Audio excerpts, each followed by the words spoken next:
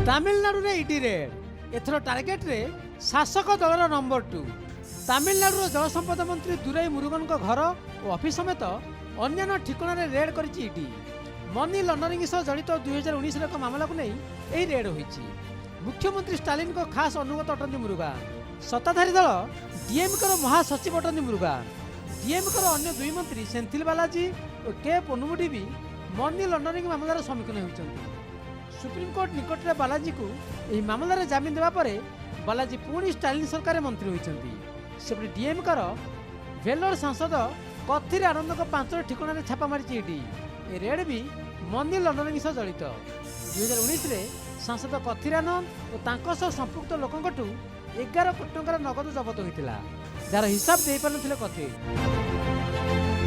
सेतलागि तो विलोरे लोकसभा निर्वाचन रद्द कर दिया जाइतिला। 2019 रे तत्कालीन राष्ट्रपति रामनाथ कोविंद निर्वाचन कमिशन को सुपारिश क्रमे निर्वाचन रद्द करथिले, जेतेबेले कि निर्वाचन को मात्र 2 दिन बाकी थिला। कथिर हेउचंती दुराई मुरुगन को पुओ। अगस्त 2019 निर्वाचन में कथिर 8000 भोट व्यवधान जीति। 2024 रे 2 लाख ऊर्ध्व भोट जीति कथिर। एभली रेड को नहीं डीएमके कहिछि यह राजनैतिक प्रतिशोधर परिणाम। पूर्व तामिलनाडु जंगल मंत्री पोनुमुडी और तांको पुओ पी गौतम सिगामणि घरे जुलाई 2023 रे ईडी रेड करथिला। 14 कोटी टंकार संपत्ति जबत करथिला ईडी। 2007 और 2010 भितर खनि मंत्री थिला बेले निज पुओ सिगामणि को भिणई केएस राजमहेंद्रन और जयचंद्रन नारे खनिर 5टी लाइसेंस जारी करथिले।